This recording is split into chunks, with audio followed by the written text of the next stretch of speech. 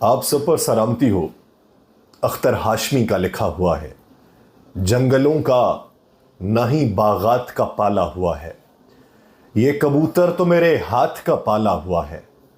जिसको भी देखिए वो कहत का लगता है शिकार, जबकि ये कहत भी बरसात का पाला हुआ है।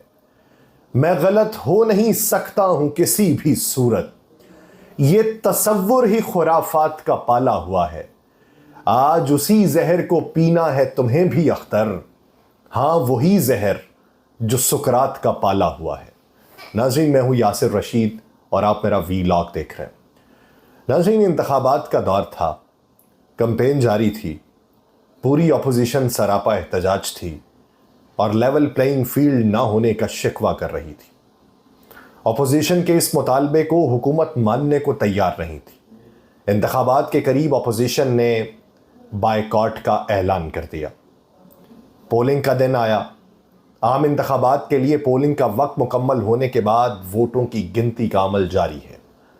मुल्क की बड़ी पार्टी समेत अपोजिशन की बड़ी जमातों ने मौजूदा वज़ीर आज़म की निगरानी में होने वाले इलेक्शन को गैर मुनसिफाना करार देकर आम इंतखाबात का बायकॉट कर रखा था। वज़ीर आज़म अपना वोट कास्ट कर चुके थे, जबकि गैर मुल्की खबर एजेंसी इसे इस तरीके से रिपोर्ट कर रही थी कि आम इंतखाबात में अपोजिशन जमातों के बायकॉट के बाद हालात कशीदा हैं, जबकि इब्तदाई नताइज का ऐलान अगली सुबह तक किया जाएगा और अपोजिशन के बायकॉट की वजह से इस इलेक्शन को मानने से इनकार होगा। दूसरी जानिब वज़ीर आज़म का कहना था कि इंतखाबात का बायकॉट करने वाली मरकज़ी जमात एक दहशतगर्द तंजीम है। इस बात को यकीनी बनाने की कोशिश कर रहे हैं कि मुल्क जमहूरी रहे। उन्होंने कहा कि यह खुद मुख्तार मुल्क है, लोग मेरी ताकत हैं और हमारी जमात अवामी मैंडेट हासिल करेगी। दूसरी तरफ खुद को मुल्क की पॉपुलर जमात होने का दावा करने वाली ने कल से मुल्क भर में 2 रोज हड़ताल की कॉल दे रखी है, जबकि इलेक्शन से पहले पुरतशद्दुद वाक़यात भी सामने आए और उसी की बुनियाद के ऊपर इलेक्शन को मुलतवी करने की दरखास्तें भी हुई, नहीं हुए। 5 स्कूल्स और 4 पोलिंग बूथ्स को जला दिया गया। पुलिस और अपोजिशन अराकीन के माबैन झड़पें भी देखने में आई। अपोजिशन कारकुनान ने टायर जला के सड़कें ब्लॉक कर दी। अपोजिशन को मुंतशिर करने के लिए पुलिस की जानिब से शॉटगन से फायरिंग भी की गई। बेशतर रहनुमाओं को गिरफ्तार भी किया गया और उन पर तशद्दुद होने के इल्ज़ामात भी हैं। लेकिन इंतखाबात हो चुके हैं।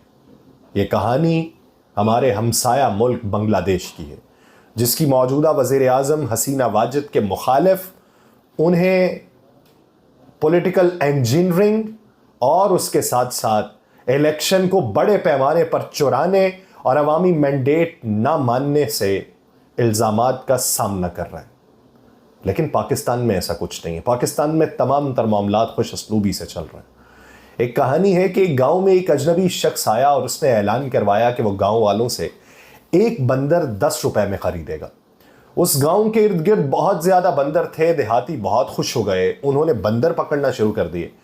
उस आदमी ने 1000 बंदर 10-10 रुपए के बदले में खरीदे। अब गाँव में बंदरों की तादाद काफ़ी कम हो चुकी थी। चंद एक बंदर बाकी थे जिन्हें पकड़ना दुश्वार हो चुका था। उस वक्त ताजिर ने ऐलान किया कि वह बंदर 20 रुपए में खरीदेगा। उससे देहातियों में नया जज्बा पैदा हुआ और एक दफा फिर उन्होंने पूरी कुव्वत से बंदर पकड़ना शुरू किए। चंद दिन बाद बंदर इक्का दुक्का ही नजर आते और उस नए आए हुए ताजिर को एक बड़े पिंजरे में तकरीबन 1300 बंदर जमा करने के बाद अवाम की तरफ से रिस्पांस का इंतजार था। जब ताजिर ने बंदरों की खरीदारी में सुस्ती देखी तो उसने फी बंदर कीमत पहले 25 रुपए मुकर्रर की, फिर अगले दिन कीमत 50 रुपए कर दी और उस कीमत में उसने सिर्फ 9 बंदर खरीदे। अब जो बंदर भी निगाहे इंसानी की जद में आता दाखिले जिंदा कर दिया जाता। उसके बाद वो काम के सिलसिले में किसी दूर दराज शहर चला गया और उसका असिस्टेंट काम संभालने लगा। उसकी गैर मौजूदगी में उसके असिस्टेंट ने देहातियों को जमा करके कहा कि भाइयों, इस बड़े पिंजरे के अंदर तकरीबन 1450 जानवर हैं जो उस्ताद ने जमा किए हैं। मैं ऐसा करता हूं कि तुम सबको ये सारे 35 रुपए फी बंदर के हिसाब से बेच देता हूं। जब उस्ताद आए तो तुम ऐसा ये बंदर 50 रुपए में बेच देना। देहाती बहुत खुश हुए और उन्होंने अपनी सारी जमा पूंजी खर्च करके बंदर खरीद लिए। उसके बाद उन्होंने ना कहीं ताजिर को देखा, ना ही उसके असिस्टेंट को, बस हर जगह बंदर ही बंदर थे। आप इसे पाकिस्तानी सियासत कह लें, आप स्टॉक मार्केट की गेम कह लें, कि इब्तदाई तौर के ऊपर हमें इंसान बनाने का गुर सिखाया जाता है, हमें तरगीब दी जाती है, लेकिन हमें यह बताया जाता है कि नस्ल इंसानी में तुम में वो जज्बा है जो पूरी दुनिया को हिला के रख देगा। और बाद में ये पता चलता है कि वो जज्बा हमारे अंदर जो उजागर करने की कोशिश कर रहे थे वो खुद पस्त कामत थे। मौजूदा सूरत हाल में पाकिस्तान के अंदर इंतखाबात अगर साफ शफाफ हो रहे हैं और उसी का दावा किया जा रहा है तो ठीक दावा किया जा रहा होगा। पाकिस्तान के अंदर कुछ सियासी जमातें अगर हमसाया मुल्क की तरह कोई एतराज़ात कर रही हैं तो गलत कर रही होंगी। पाकिस्तान के अंदर जिस तरह हमसाया मुल्क के अंदर एक बड़ी जमात के बारे में राय रखी जाती है, यहाँ भी अगर राय रखी जा रही है तो क्या मुख्तलिफ है। खत्ते के अंदर इसी तरीके की सियासत होती है। दूसरी तरफ पाकिस्तान के अंदर एक बड़ी सियासी जमात होने का दावा करने वाली जमात PTI लेवल प्लेइंग फील्ड ना मिलने पे तौहीन अदालत केस में जाती है। इलेक्शन कमीशन उसके जवाब में सुप्रीम कोर्ट में ये लिख के भेजता है कि पाकिस्तान तहरीक इंसाफ की जानिब से लेवल प्लेइंग फील्ड फराहम ना करने के इल्ज़ामात को मुस्तरद करते हैं, क्योंकि अदालत जो है वो पाकिस्तान तहरीक इंसाफ की अब तक की उम्मीदवारों की फहरिस्तों को देखे तो उन फहरिस्तों को देखते हुए PTI पे जुर्माना आयद किया जाए। जमा कराए गए जवाब में यह मौक़िफ़ अपनाया जाता है कि सुप्रीम कोर्ट के हुक्म के ऊपर पाकिस्तान तहरीक इंसाफ के रहनुमाओं से मुलाकात की गई। उस मुलाकात में तहरीक इंसाफ को बिला तफरीक लेवल प्लेइंग फील्ड फराहम करने की यकीन दहानी करवाई गई। इलेक्शन कमीशन की जानिब से चारों सूबों के IGs को हिदायत भी जारी की गई। इलेक्शन कमीशन के जवाब में यह भी कहा गया कि 26 दिसंबर तक पाकिस्तान तहरीक इंसाफ की जानिब से मुल्क भर के अंदर 33 शिकायत दर्ज करवाई गई। पाकिस्तान तहरीक इंसाफ की शिकायत पर इक़दामात और हिदायत की तफसीलात भी सुप्रीम कोर्ट को फराहम कर दी गई। पाकिस्तान तहरीक इंसाफ की शिकायत पर इंस्पेक्टर जनरल, चीफ सेक्रेटरी और ROs ने, रिटर्निंग ऑफिसर्स ने अमल दरामद रिपोर्ट्स भी जमा करवा दी। इलेक्शन कमीशन ने वहां पर मौक़िफ़ ये अपनाया कि लेवल प्लेइंग फील्ड फराहम ना करने के इल्ज़ामात को ROs की रिपोर्ट के तनाजुर में हम मुस्तरद करते हैं। तहरीक इंसाफ की कौमी असम्बली के लिए 843 में से 598 कागजात नामजदगी मंजूर और 245 कागजात नामजदगी मुस्तरद किए गए। सूबाई असम्बलियों के लिए PTI के 1777 में से 1398 कागजात नामजदगी मंजूर और 379 कागजात मुस्तरद किए गए।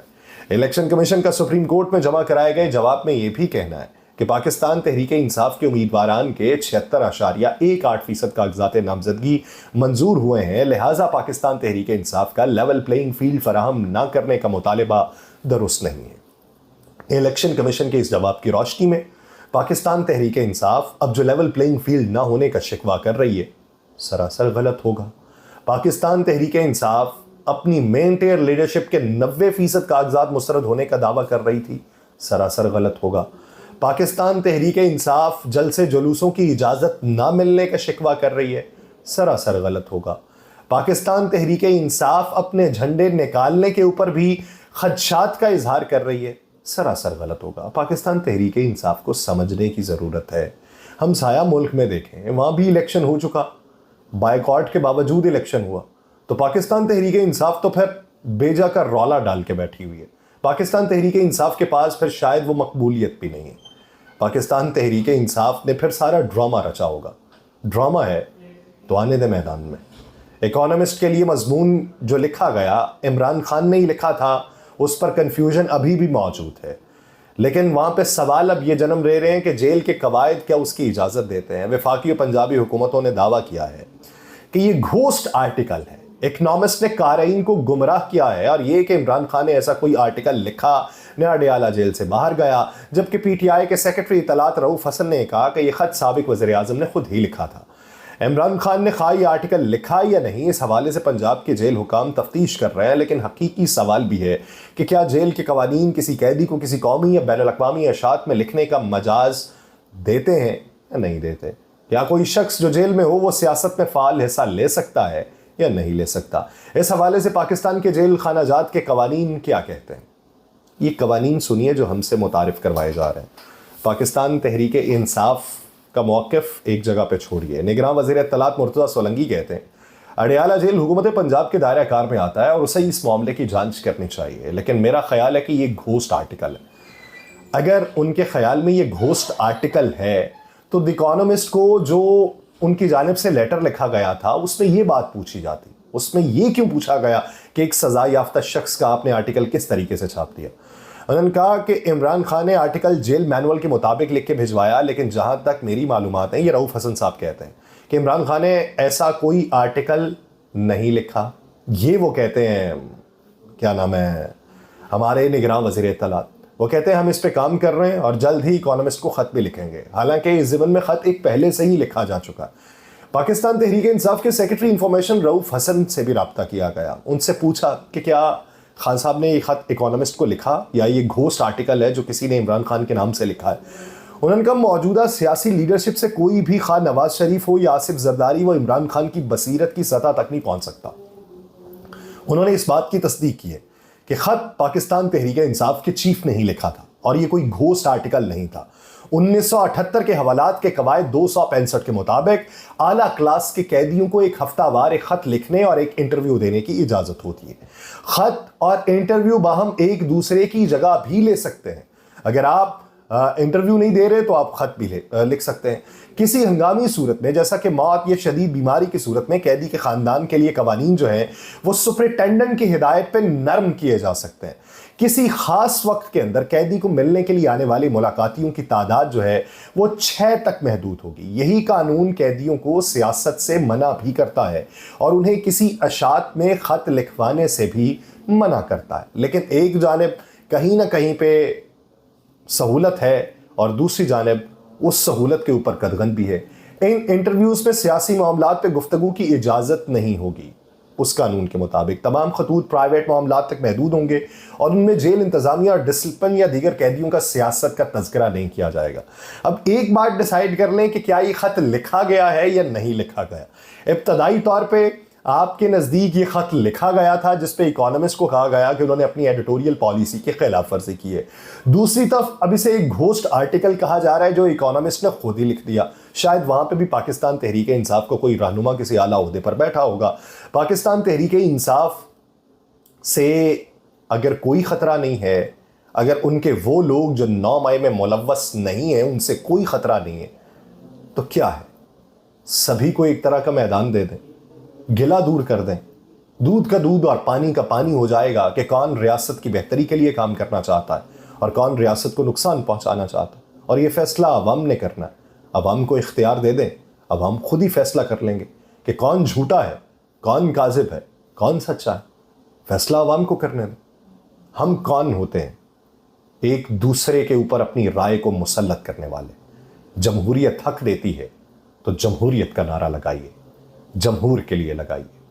मुझे दीजिए इजाज़त, अल्लाह निगहबान।